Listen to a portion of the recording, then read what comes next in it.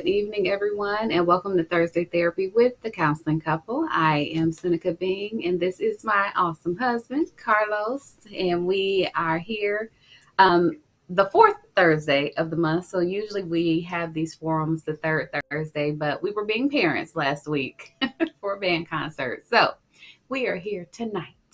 And hopefully we'll bring some great content. We have great panelists with us as usual. If you're joining us for the first time, this is an opportunity or a forum for us to be able to have regular everyday conversations, but to help us break down the stigma of mental health, because we know that mental health impacts people in many different ways. And so we just like to have general conversations and learn better ways to just be our true authentic selves.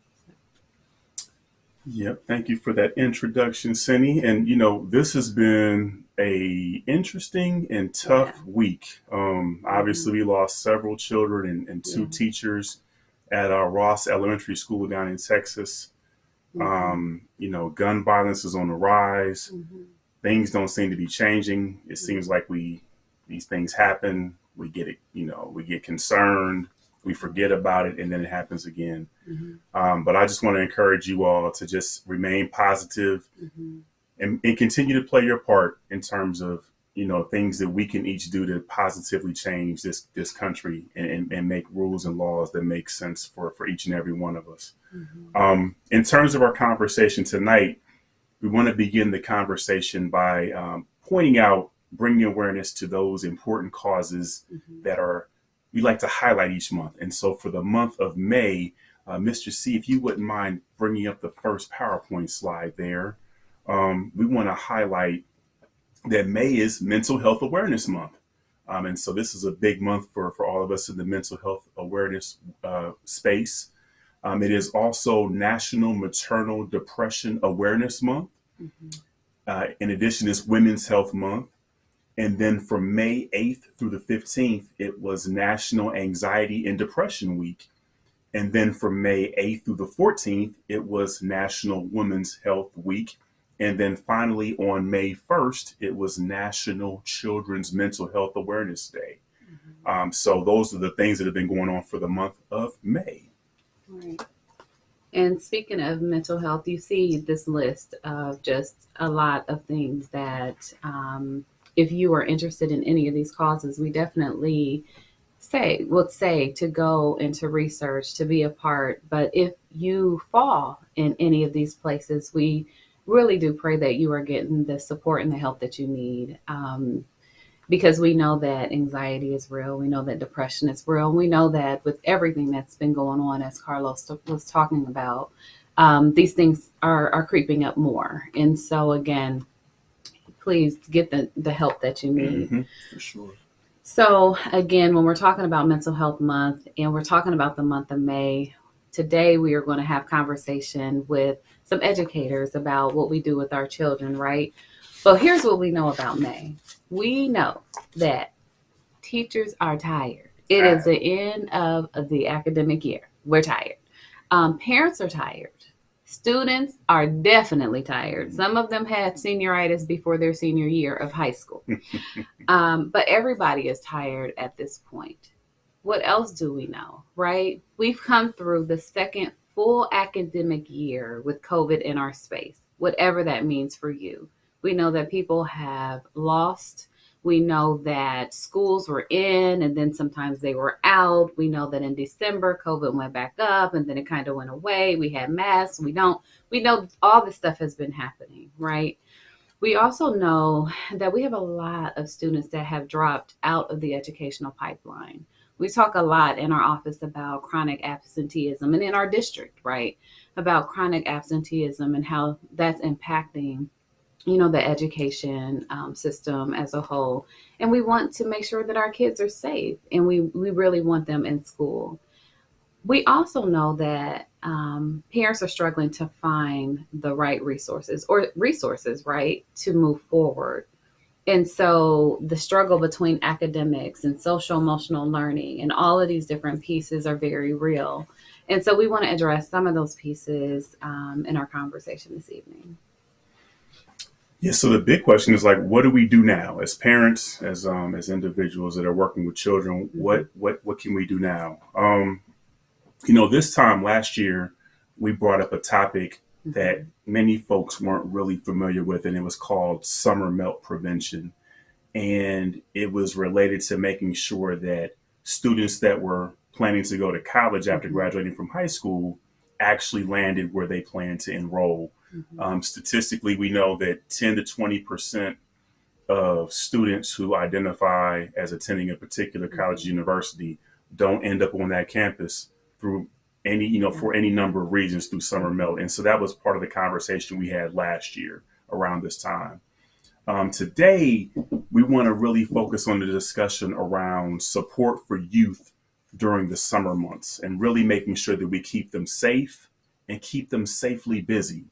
If any Mm-hmm. of you are in the Columbus area, the Central Ohio area, you know there's been a rash of nonsensical activity with some of our youth. When you Right. talk about stolen vehicles, robberies, and all types of different things. And so a lot of that is because our kids are not doing things. They have idle time Mm-hmm. where they're able to get involved in some things that aren't that great. So the conversation tonight is really about talking about how do we help our students to think of remaining educational minded over the summer.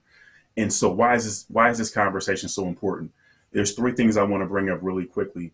Um, First, the reason why this is so important is Mm-hmm. because we know that the number of students just overall that are in the educational system Mm-hmm. has reduced. Part of that is because parents are just having fewer children than they did years ago. And so there are fewer Mm-hmm. children that can go through the process. So when you have fewer children that can go through the process, that means there are less high school graduates. There are fewer that go on to college. There are fewer that go to the direct workforce. There are fewer that go to the military, which then affects our communities because we have fewer people to take over these positions Mm-hmm. that are available. This was before COVID. Like these numbers were lower before COVID. Secondarily, predictions indicated that by 2020, so roughly 2 years ago, more than 65% of jobs in the US will require some kind of a specialized post secondary educational credential or certificate. And when I'm saying 65%, we're nowhere near close to that right now Right. because we don't have enough individuals even attempting to join Mm-hmm. the educational process after they leave high school. And then finally, again, as Seneca mentioned, then you got COVID that hit.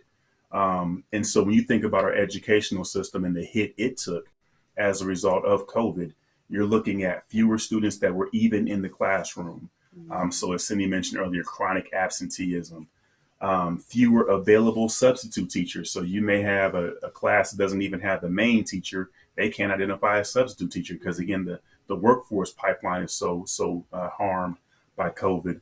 And then there's just an increased number of educators who are planning to retire Mm-hmm. and are planning to leave the profession altogether. And then you throw on top of that fewer high school graduates, then it becomes fewer and fewer that can enter the workforce. So when we're thinking of summer camps, we're thinking of ways to keep our students engaged in education so they Mm-hmm. stay in the system and continue that pathway so they can eventually get into the workforce down the road. So what can we do now? Mm-hmm. Like, summer 2022, what can Right. we do now? It's incredibly important for parents to understand and students to understand that even though it's summertime and even though it's a break, we need students to still remain engaged in some kind of educational activity. And we know it's tough. Like everybody needs a break, right? Like we get it. Like everybody's tired. But we also know that because of the COVID situation, students weren't getting the level of education that they probably would have received had it there not been COVID. The process changed a little bit for a number of reasons, and not to blame anybody for anything. It's just the process was Mm-hmm. different. Ultimately, what I'm saying is that parents, we need you to prioritize your child's education, whatever means necessary. We need you to prioritize Mm-hmm. their education. We need you to remember that you, as parents, are the first educators in the home. The child watches you; they learn from you. They're going to pick up on behaviors. So if Mm-hmm. you decide to act out because your child spilled some Kool Aid, the child is going to learn how to behave that way under normal circumstances. If in the same scenario, if you remain calm when that child spills the Kool-Aid, they're going to learn how to respond calmly. They're watching you. You are the first educator. Mm-hmm. And then my final point, and Mr. C, if you can go ahead and bring up the slide, the final point is that to assume that education is purely the responsibility of the educational system, it's just wrong. It's really a three-part dance when we talk about the educational system. It's a three-person dance in terms of getting educational success. It's not just a student. It's not just a student teacher. It's the student, teacher, and parent. And so I pass it on to Cindy for some more on that. So one of the things that I did want to point out, there's a couple of things. When we talk about parents, we are talking about the family, right? So we couldn't change the slide and put family. But we do know that the dynamic of family is different. And so some students are living with parents, but some students are living with their aunt or their grandma, a lot of grandparents raising kids. So we want to make sure that you are thinking about the family dynamic and that caring adult for that child. The other thing is culturally, we understand because we are an international church that works internationally. We know that culturally there are different rules about school or views about school. And so sometimes some cultures, school is school, home is home. We don't mix. What we are saying is that in the U.S. educational system, we are asking for you to be a part, all parents, all families, to be a part of that child's academic success. Because when we are all speaking the same language, we can see that that student will be successful. And so when that golden circle is not there, then there is definitely something that is missing from that child's educational piece. The other thing is we want to create the conditions for meaningful two-way communication. We talk about this in our office a lot. That communication goes both ways. So we as educators have to listen, but we need our parents to tell us, to talk to us, to give us insights and information about their children. We call those funds of knowledge, right? You have the knowledge about your child.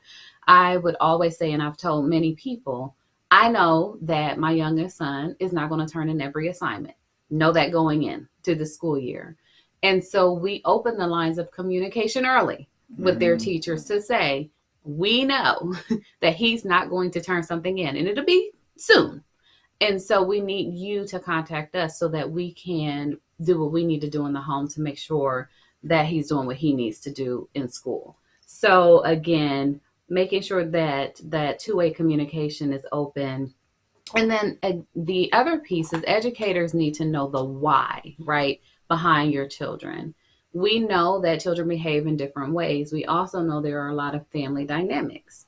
And so if some behaviors are being exhibited, it could be because they lost a sibling or they lost a parent, but we don't know that unless you tell us. And so really just making sure that the school knows what is happening with your child and that you open those lines of communication is very important. I'm looking at my notes here because I'm getting old and I want to make sure I cover everything. Let's see. So the purpose really of our comments tonight is to stress the importance of developing strong home to school and school to home partnerships. We call it a partnership because that's exactly what it is. We have to be partners in education for our children. So tonight, that's enough from us. We really want to get to our panelists because we have some great people here to share some great insights. So tonight, we are going to discuss the importance of making the most of the out of school time during the summer and the lasting benefits that it really has for children. And so we have two guests with us this evening. I'm just going to say their name, but I'm going to let them introduce themselves because they are phenomenal women and they can definitely introduce themselves. But we have Miss Marquita Carrie, who I get the pleasure of seeing every day and working alongside. And so Marquita's with us. And then we have Miss Carrie Russell, who I met through Marquita when they were together every day. I'm sorry, Carrie, you can't have her every day now. But they worked together in a school and were really creating some change. So Marquita, I'll turn it over to you and then Miss Carrie. Well, first and Introduce foremost, yourself. thank you, Mr. and Mrs. Bing, for affording me the opportunity to join this very intentional conversation that is necessary. I'm so happy to be here. Again, my name is Marquita Curry, and I'm the regional coordinator for the Southside community and Near East for Columbus City Schools. Welcome. Thank you. And hello, my name is Carrie Russell. I also work in Columbus City Schools, and I'm very grateful to be here and to be a part of this discussion. I am a mom of four grown children, and I've been an educator for nearly 30 some years now. So um, there's a lot going on, and there's a lot to talk about, and I'm excited to be a part of this conversation. Awesome. Welcome. We are so happy to have you. Hmm. Oh, I get the first one? You do. Okay. Well, so if you would mind, Mr. C, there's a third slide. It has a quote that we like to kind of lean into. Um, if you wouldn't mind bringing that up. So the quote says that young people are more digitally connected than ever before while being significantly less personally connected as human beings. Mm. Um, when you hear that quote, what is your initial reaction to that quote? We'll start with Marquita, and then we'll go from there. Sure. I think that you just spoke every parent's language at this time in this day and age during the digital landscape. So when I look at that quote, my initial thought is I agree. I think that despite the digital landscape allowing us or affording us more equitable opportunities and access to things, it has created a true disconnect from human to human interactions and a huge disconnect from human interactions. I mean, human to machine interactions, I should say. For instance, my 15-year-old would think that double tapping an emoji on Facebook or Instagram is creating a personal connection, whereas someone like myself or you all would think that a personal interaction is a little bit more intimate. It looks different for us, like picking up the phone, hearing human voice. And so I think that with this new digital age, we kind of have to get back to teaching our kids what true, innate, authentic human interactions look like beyond the blue screen. So for me, I think that it's very true, very relevant, and we have to talk about virtual distance more so in our families than ever before. Absolutely. Mm-hmm. Absolutely. And then, Miss Russell, I didn't know if you wanted to add anything or you had some initial thoughts about that quote. Sure. I would say that as a mom of grown children, my oldest is 31.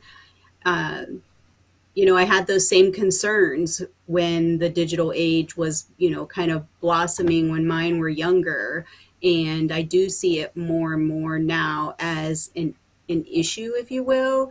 And I think that coupled alongside the quarantine that we all went through for a couple of years really put us in a position to have to think about how can we use that digital format to our benefit, and then how can we be intentional about making sure that our kids make those connections that build community, because our community is what supports us when we need the support, and it's not our devices.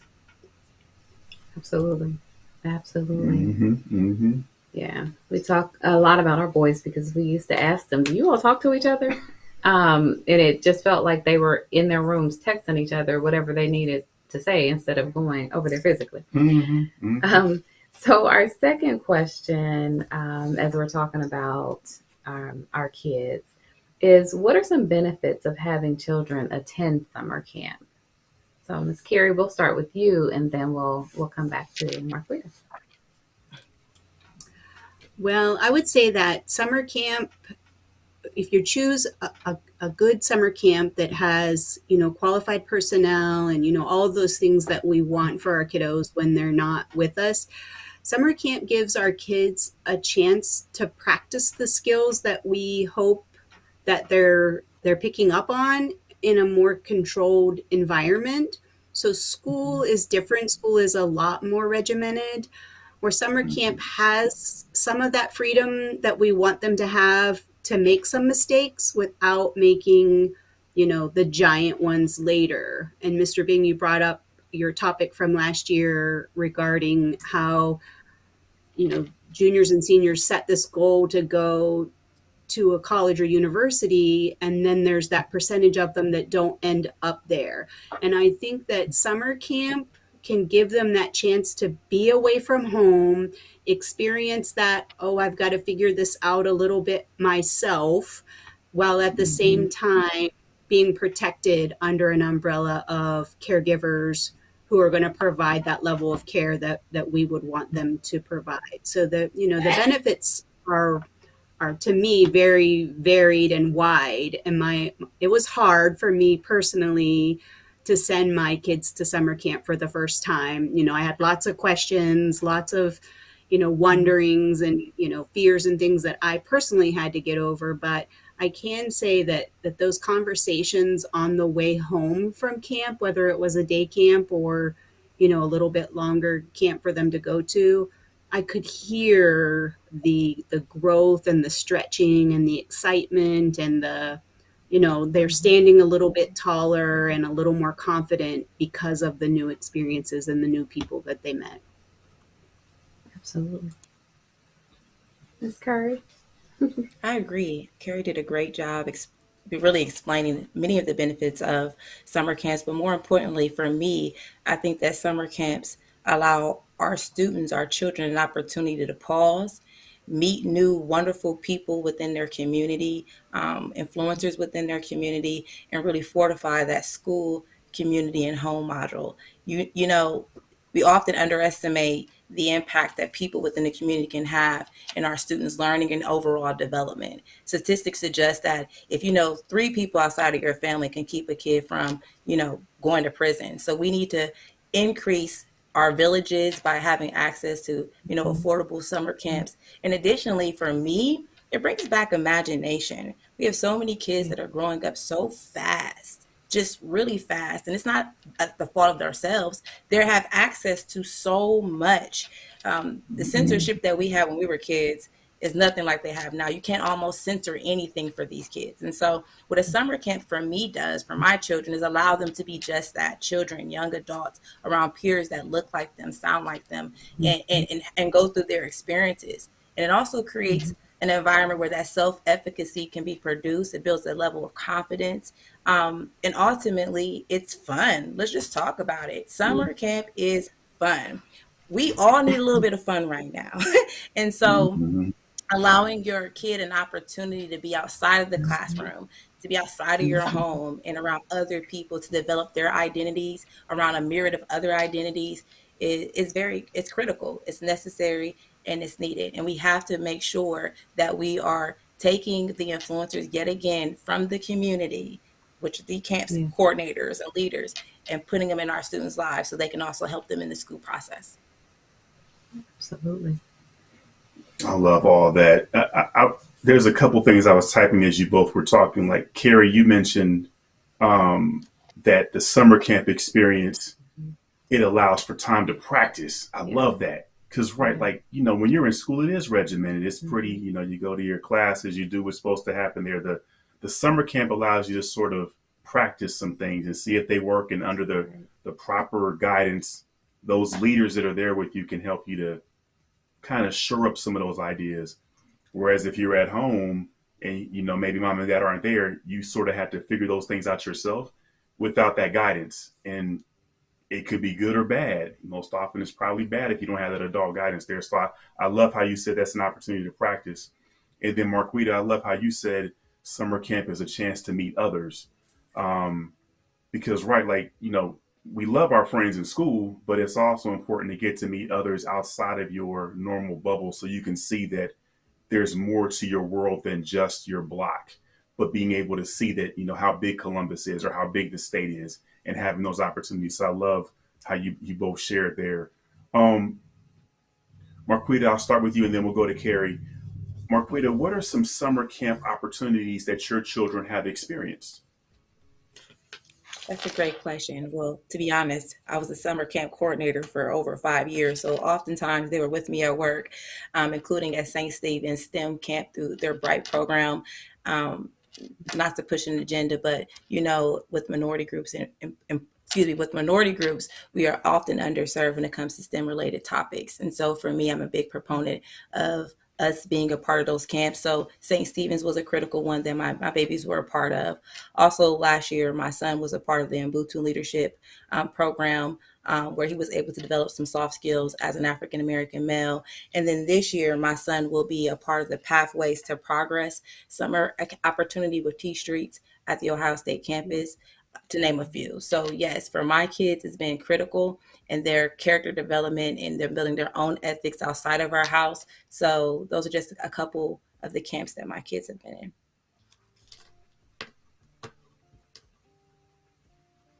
Did you, Miss Carrie, want to? I'm over here jotting down notes. So, did you want to add anything to that question? Sure. My kiddos went to some of the traditional sports camps. They did some art camps, some vacation Bible schools.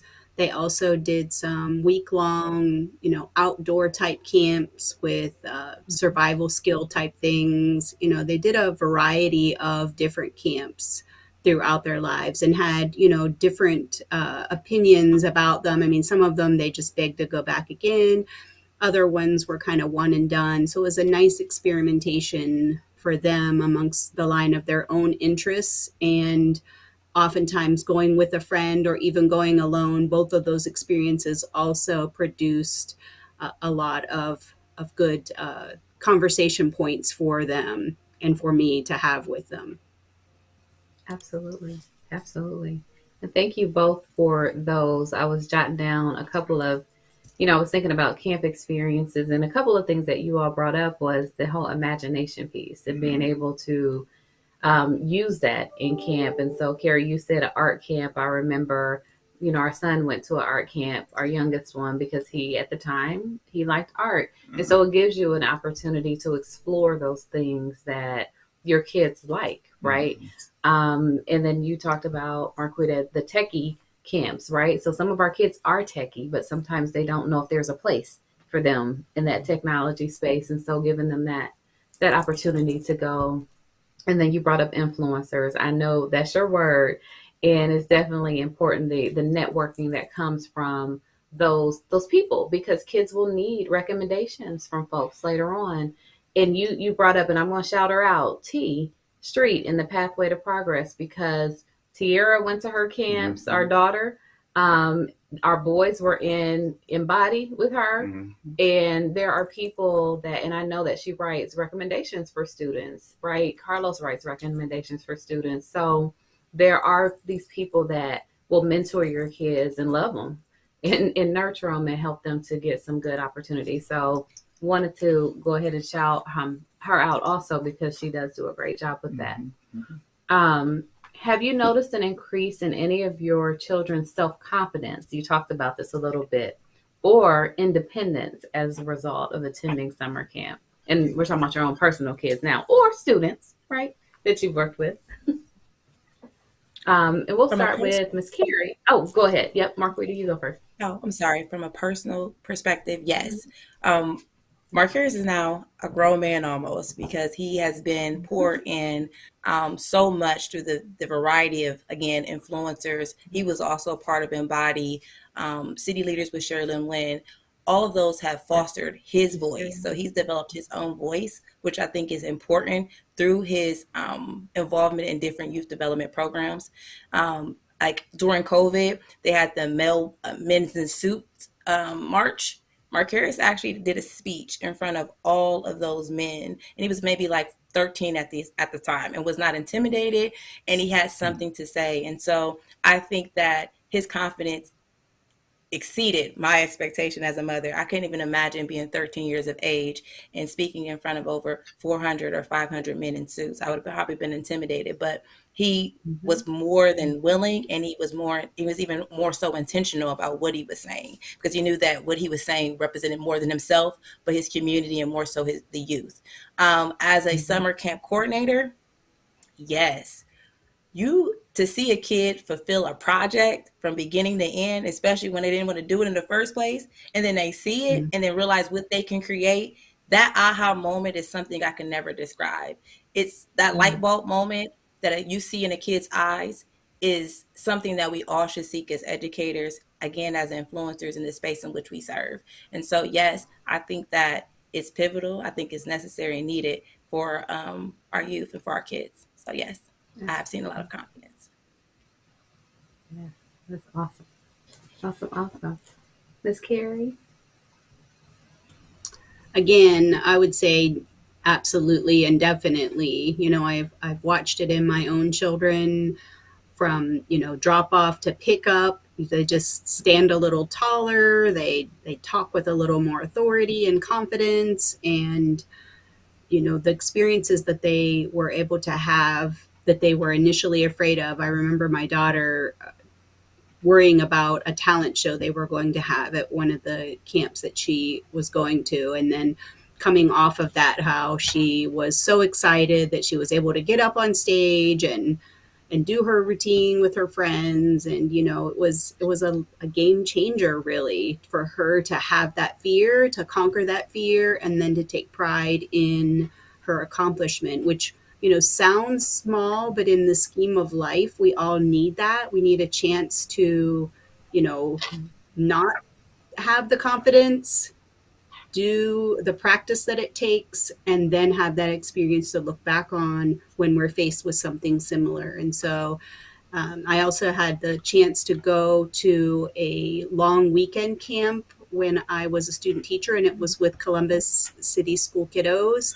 And they had saved all year and done fundraisers to go and stayed in the bunkhouses and things and went out into the woods. And, from the time that camp started until it ended, I saw noticeable transformation in the kiddos, in their confidence level, in their excitement to be there, in their, confidence to just tackle a craft or an activity from the beginning to the end. It was really encouraging and great to be a part of. That is. There's so much value in that.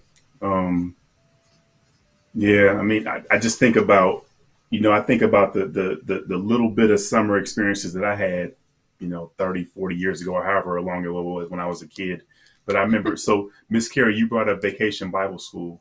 And I remember in my day, we didn't have a bunch of camps, but I remember that opportunity to be able to go to a church and be there for a week or two and just look forward to it every single year. And I'm sure that when I came home, my mom and dad saw some of the same things that you mentioned, probably felt like I was a little more confident in speech, and just being able to share a little bit more.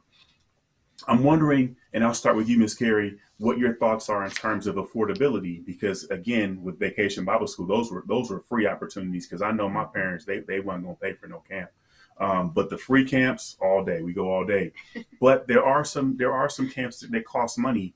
And so what are some ways to help drive down the cost to take advantage of some of those opportunities?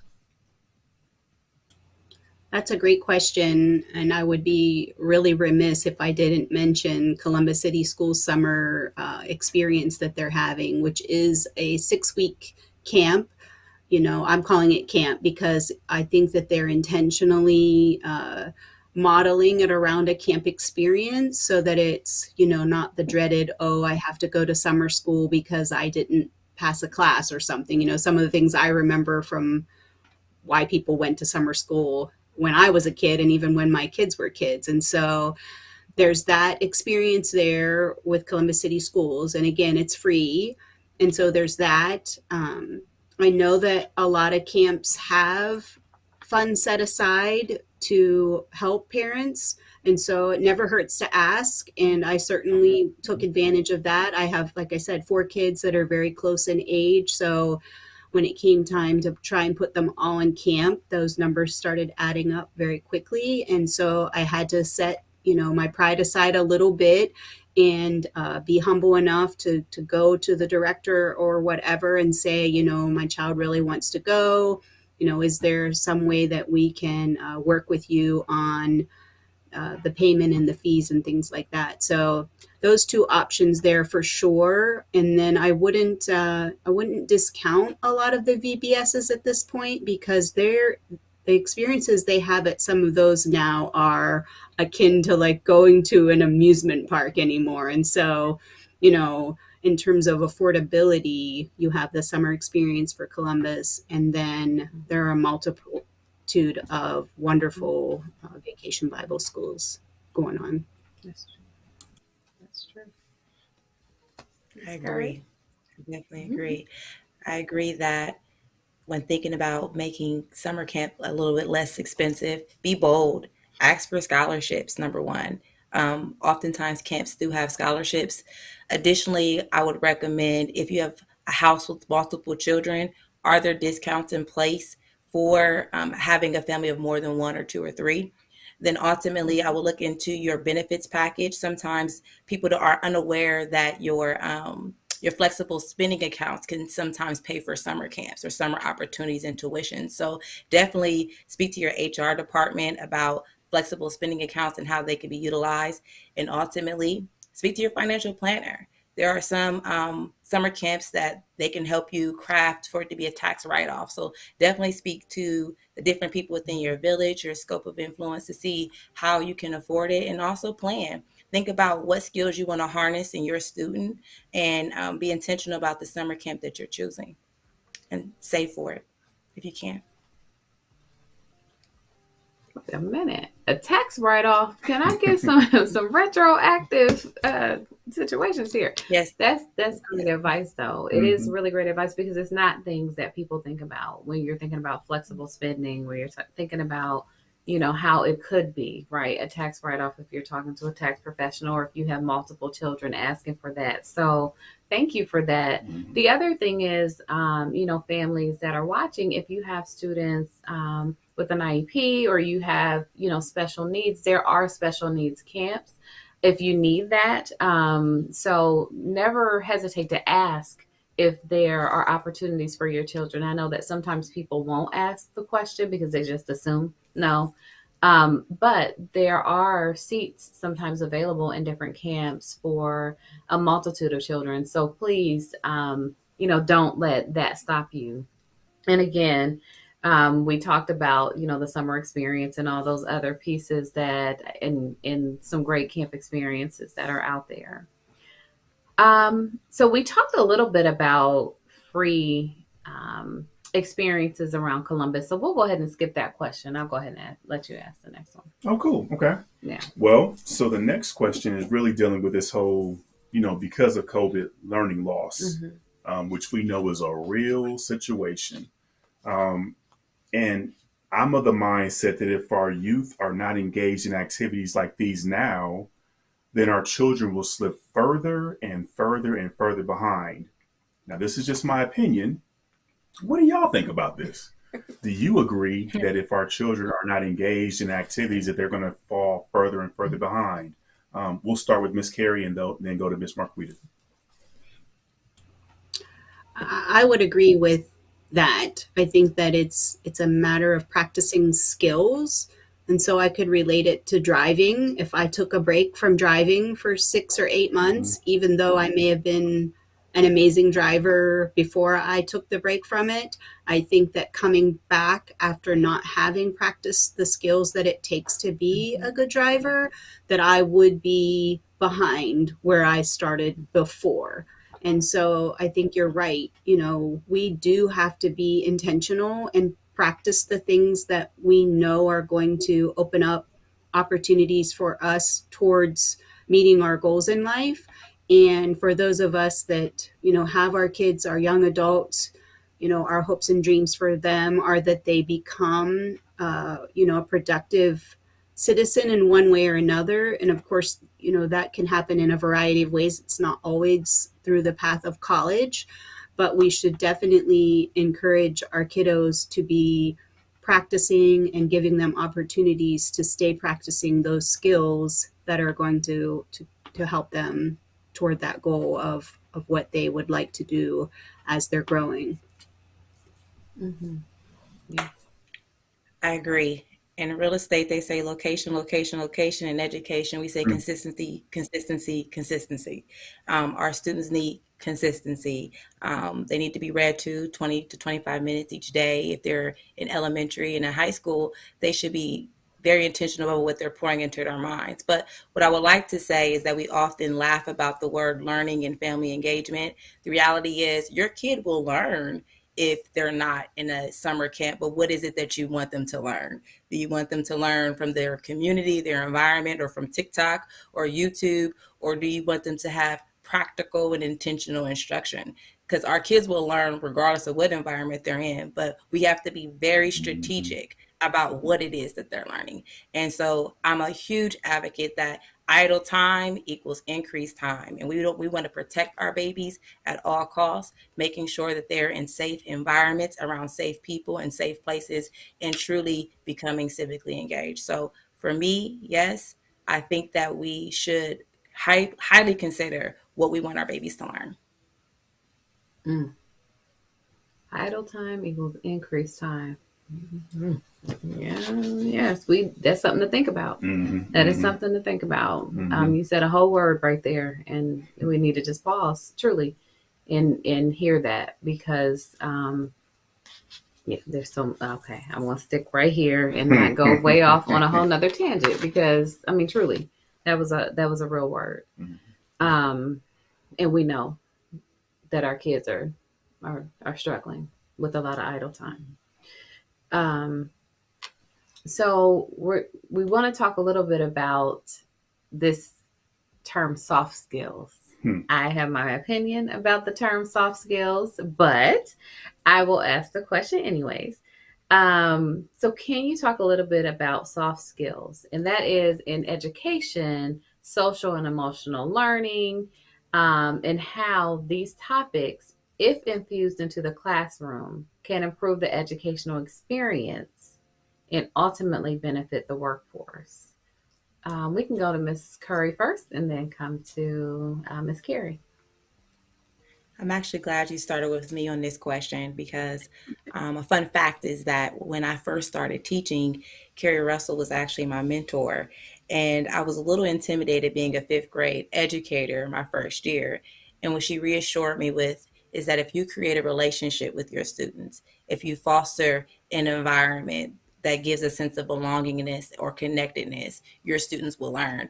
And not to toot my own horn, I would say at the highest data in the school because I took that gem and I ran with it. I made sure that I truly connected using social and emotional learning and trauma informed practices to make sure that I understood the needs of my kids.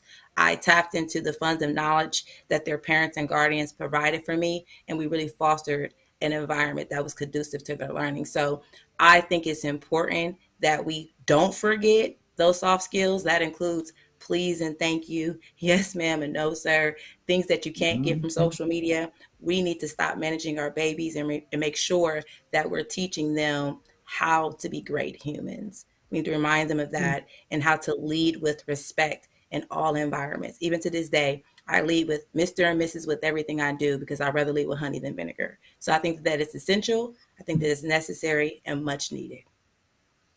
Absolutely. Amen. Hmm. Yes, you are saying a whole lot tonight. Thank you, Miss Carrie. So I can't argue with what she said, obviously, if that was advice that I gave her. But I also sincerely believe in that. Our soft skills, to me, are fostered through what she just said: a sense of belonging, a sense of community, a safe place to try, make mistakes, try again, and learn the skill necessary to succeed. And I've had the mantra for the longest time that rules without relationship lead to rebellion. Now I didn't make that up, but it's definitely been forefront in my mind every year that I've set up a classroom with my kiddos. There have to be rules, but without that relationship, we're going to have unnecessary rebellion that's going to get in the way of all of our growth and progress. And so that relationship piece to me is what helps develop those soft skills. And I think it's definitely an integral part of the learning process for both children and adults. Hmm. You're absolutely right. And I know that you both were in the elementary school space, but even in the high school space, it doesn't matter how old they are. When you establish those relationships, it matters. It matters. It doesn't matter what the child has done. And, as a counselor, I never would lead in with someone's behavior chart. I would lead in with getting to know who they are. So I respect and I thank you all for both bringing up relationships and how those pieces really do matter when you were working with children. And we brought that up in the classroom, but we also know that, summer school has their classroom, right? And so as the young people are in there, oftentimes they will develop these relationships, and not just summer school, after school programs. Students develop different types of relationships with these teachers because of the relationships that are being built. And so we wanted to bring that up, not just in a traditional classroom, but also in the summer. You will definitely see that those relationships are being built with our young people. So I love that you brought up social emotional learning and trauma informed practices, because it is important for us to be able to really, really work with the young people that we have. And we have to be able to identify some of those things that come out and know that it's not intentional towards you. Mhm. There are just some things that that our babies are going through, and we can't wear our feelings on our sleeves all the time. So thank you for bringing that up. Mhm. No, definitely. I mean, without the relationship, all that talking and directing, it goes in one ear out the other, because kids are smart. They know when you either do care or don't care. And they know you care when there's a relationship. And then that makes it easier for them to follow the rules. So to your point, Miss Carrie, if you have rules with relationship, there's going to be a whole lot less rebellion. They may still rebel every once in a while, but it won't be nearly as bad as if there isn't a relationship there. So I really appreciate those 3 R's and how you put that together. Um, so I'll start with Miss Carrie on this question, and then go to Miss Carrie. How can families find out about summer camps if they are still looking for opportunities? We know it's May, and typically I hear folks start looking around Christmas time. So some folks may think it's too late, but maybe it's not. So how can folks find out about summer camps?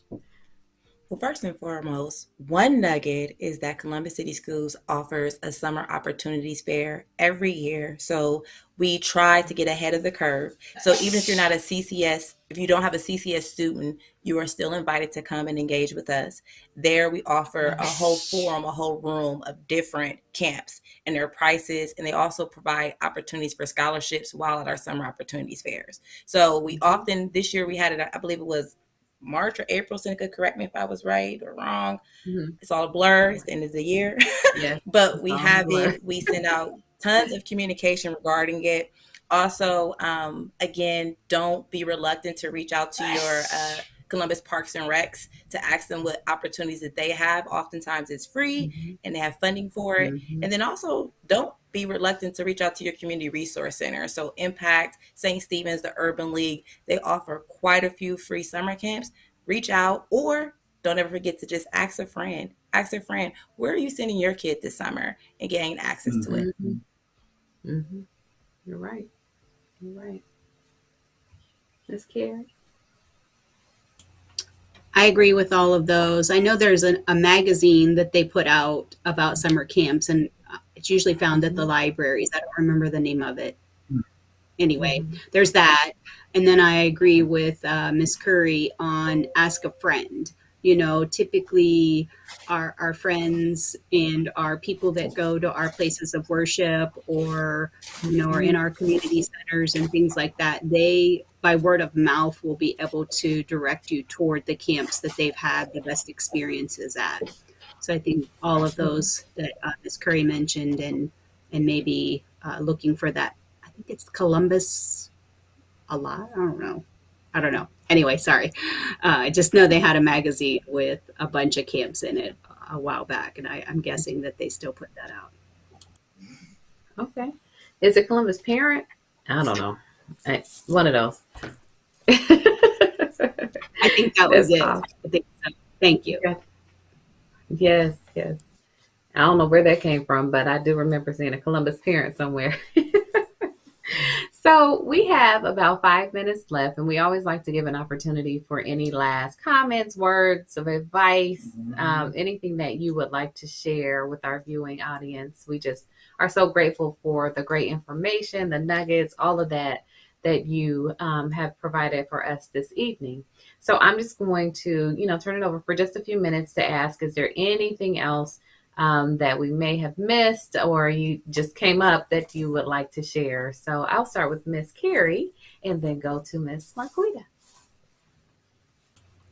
I want to say thank you for giving me this opportunity to be here. And I don't think it's a coincidence that you're highlighting the idea of mental health and then also dubbing that with the idea of what do we do with our kiddos for the summer and how do we enrich their experiences and provide them the opportunities that they need to succeed later. And so, this has been a great reminder for me as I think about, my friends with younger kids and how I might be able to help and support them in their quest to find summer experiences. And then also, it's a great reminder of, those mental health needs that are all around us, and being cognizant of that as we move forward. So thank you for that, and thank you for this opportunity. I agree, Ms. Russell. I think that in the beginning of this conversation, Mr. Bing said, what do? We do more.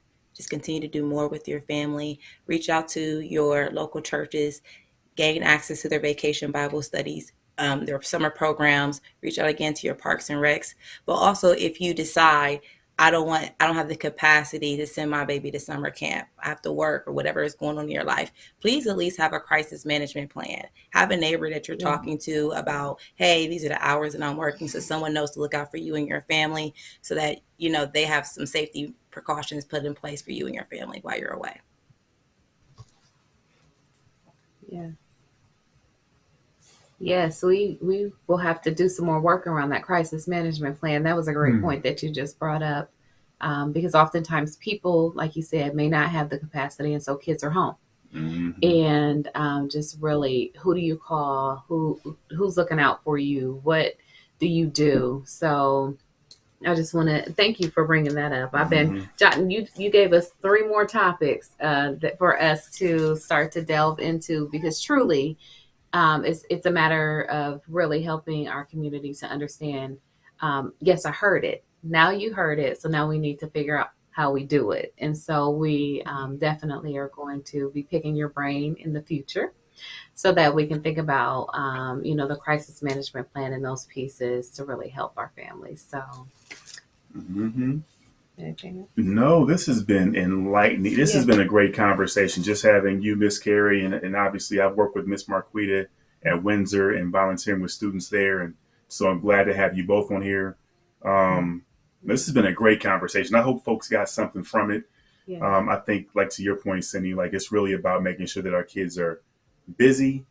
They get a little education over the summer. They can continue to get educated in the school year, and then they can, become the positive people we need going forward into our communities and into our world. So we just appreciate y'all tonight. Thank y'all for being here. As always, we thank Dr. and Dr. Wise for allowing this forum to happen every third Thursday, though this is the 4th Thursday. Next time will be 3rd Thursday, I think, back in June. And we'll have another topic then. So we look forward to seeing you all there. Was it before? Okay, we'll talk about the schedule. We're going to be back next month, though. We don't know what the topic's going to be, but I think it's before Thursday in June. We're going to be back. So thank y'all for being here. Yes, thank you so much. And we just truly appreciate you for being with us. Good night. Thank you. Thank you.